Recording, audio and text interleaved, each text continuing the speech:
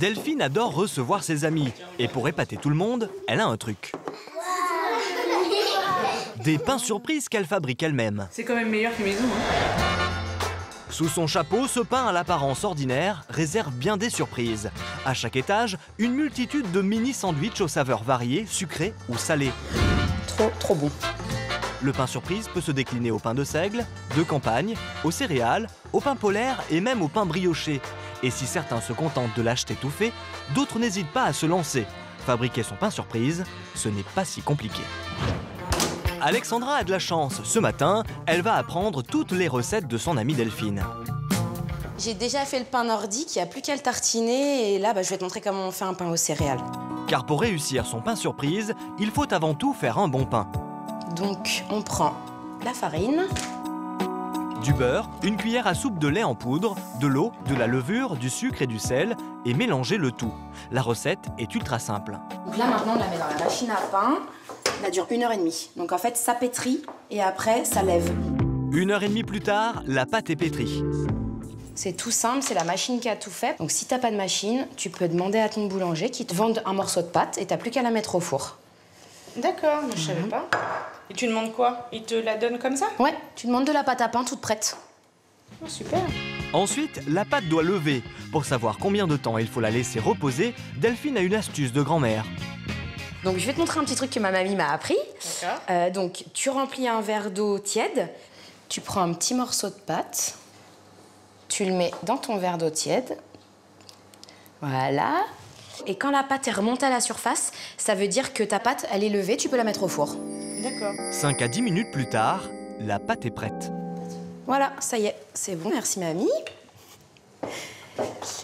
Tu mets ta casserole au four. Et en fait, pour qu'il y ait une belle croûte croustillante, tu places un bol d'eau. Il permettra de maintenir de l'humidité dans le four. Le pain surprise va cuire une trentaine de minutes à 220 degrés. Et voilà, c'est parti. Pas besoin d'être un professionnel pour faire cuire son pain surprise. Par contre, pour le découper, c'est tout un art. Et il y a quelques astuces de professionnels à connaître. Jean, chef boulanger, a bien voulu nous les confier. Alors, à l'issue de cette cuisson, il est conseillé de les laisser rassir une journée, 24 heures. Ça nous permet de pouvoir le couper plus facilement. 24 heures plus tard, c'est Philippe, chef pâtissier, qui prend la relève pour la découpe parfaite. Donc je vais prendre le pain surprise et découper le dessus, le chapeau. Jusque-là, c'est facile. Donc après, on commence à découper en suivant le tour du pain surprise, qui soit rond. Mais pour décrocher la mie du fond, il y a une technique très particulière. On fait une petite entaille et on suit un peu le pain surprise au fond. Il faut veiller à bien découper le fond du pain surprise, bien sûr, sans se couper les doigts. Et là, je vais tirer la mie qui va venir toute seule. Mais avant de découper la mie en tranches, Philippe a encore un secret. Et voilà. C'est de déposer quelques minutes un petit peu en congélation pour bien bloquer la mie et ce sera beaucoup plus facile à couper. Donc après 2-3 minutes, on va pouvoir commencer à découper les tranches. Chez Delphine et Alexandra, c'est aussi le moment de la découpe et du calcul mental. J'essaye d'en faire 8 pour que ça fasse 4 étages. D'accord. Donc là, après, pour le salé, tu mets ce que tu veux, ce que t'aimes. D'accord. Il y a tout ce qu'il faut sur la table. Houmous, foie gras, pesto, tarama, fromage de brebis, tomates séchées, etc. Super. Avec le fait maison, chaque étage peut être une création. Mais Delphine ne s'arrête pas là, c'est la reine du pain surprise. Du coup, elle va montrer à Alexandra qu'on peut aussi en préparer des sucrés. À la brioche. Pour le pain brioché, la méthode est la même, seuls les ingrédients changent. Il faut de la farine, du beurre, 2 œufs plus 2 jaunes, 300 ml de lait tiède, de la levure, du sucre et du sel. Pour obtenir un pain brioché bien doré, il faut le laisser cuire 30 minutes au four à 180 degrés.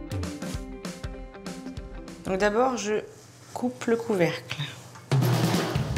Un pain surprise brioché que les plus petits vont se faire une joie de tartiner. Ah non, comme si tu te faisais une tartine. T'aimes bien la confiture? C'est orange et jaune. Le plus dur sera de remettre tout ça à l'intérieur. Et voilà, il n'y a plus qu'à déguster et se laisser surprendre. Ça, c'est confiture d'orange. Très très bon. Très très bon ça. C'est quand même meilleur que maison. Hein. C'est sûr. Il n'y a pas photo.